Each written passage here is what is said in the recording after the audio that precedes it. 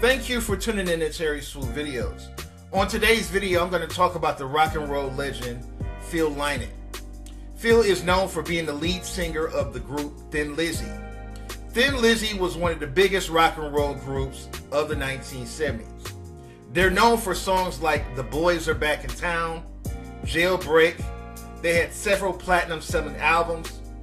His music is similar to Jimi Hendrix because he would mix the blues with rock and roll. And he would wear a kinky afro, similar to Jimi Hendrix. So his look and his style of music was very similar to Jimi Hendrix.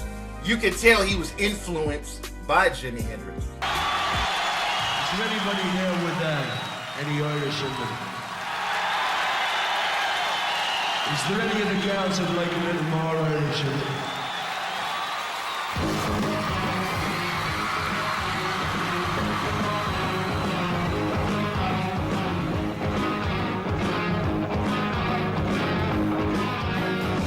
Don't believe me if I tell you, not a word of this is true.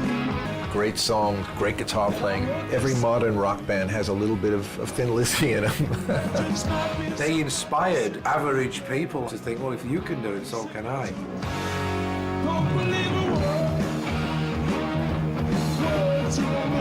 Philip was born in England on August 20th, 1949, to a white Irish mother and a black father. His father walked out on him when he was 4 years old, so he never got to know the black side of his family. He was raised by the white side of his family. And his mother moved to Ireland, and he was raised in Dublin, Ireland throughout his teens. And he grew up confused, just like most biracial people grow up confused.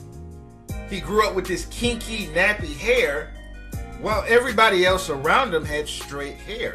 He went to an all-white school. He grew up in an all-white family, and he never understood why his hair was kinky. Why wasn't his hair like everybody else's? And just like most kids who are different, he was teased and made fun of. He experienced a lot of racism growing up in Ireland. But the people of Ireland grew to love him as he became a rock star. He put Ireland on the map. Thin Lizzy was the first rock band from Ireland to have mainstream international success. But Skid Row was his first band. In 1965, he joined the band Skid Row, and he was 19 years old at the time. He didn't even know how to play the guitar, but he met Gary Moore, and he taught him how to play the guitar. He taught him how to write songs and have stage presence, and he was with Skid Row from 1965 to 1969. When Phil joined Thin Lizzy in 69, the band members were Brian Downey, Scott Grand, and John Skies, and they were together from 1969 to 1983.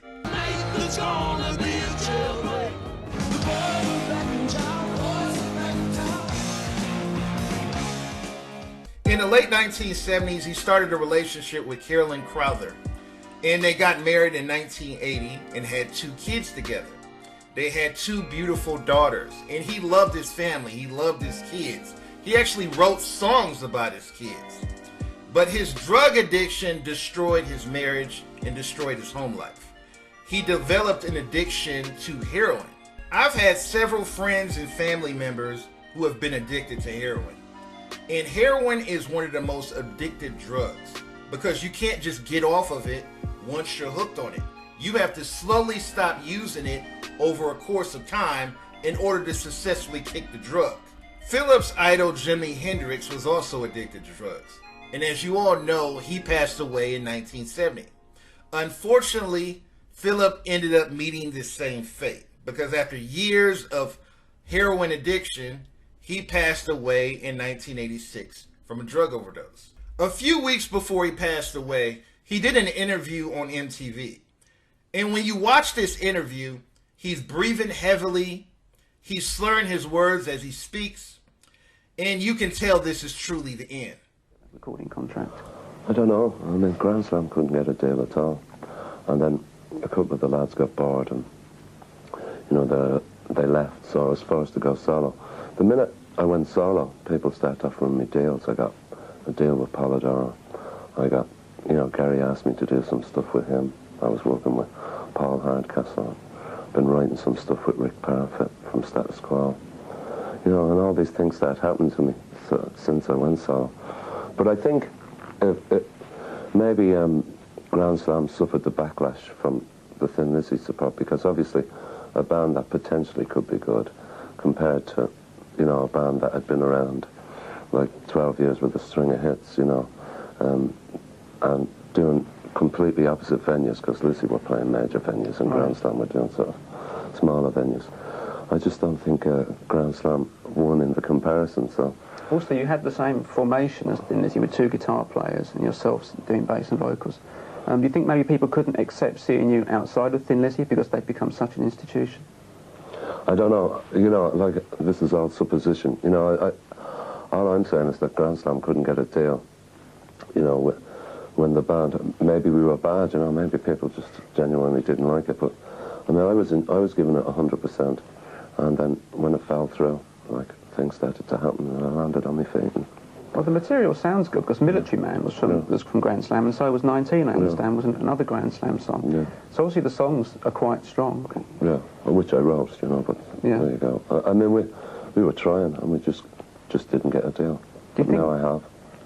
Buy my records. Do you think we'll ever see Thin Lizzy back on a stage again, or is that now something completely in your past? There was something in the paper, in the Daily Mirror yesterday, I think, saying that Thin Lizzy were going to get back together again. And there was a quote from the management saying that we might get together to do a charity thing. Thin Lizzy had plans to get back together in 1986 after the band broke up in 1983. But 2 weeks after this interview, Phil Lynott passed away on January 4th, 1986. He was 36 years old. It's now been over 30 years after his death, and people are still paying tribute to him. He's looked at as one of the greatest rock and roll legends of all time, and he deserves to be in the Hall of Fame. A lot of people have different opinions about this topic. Leave a comment, rate, and subscribe.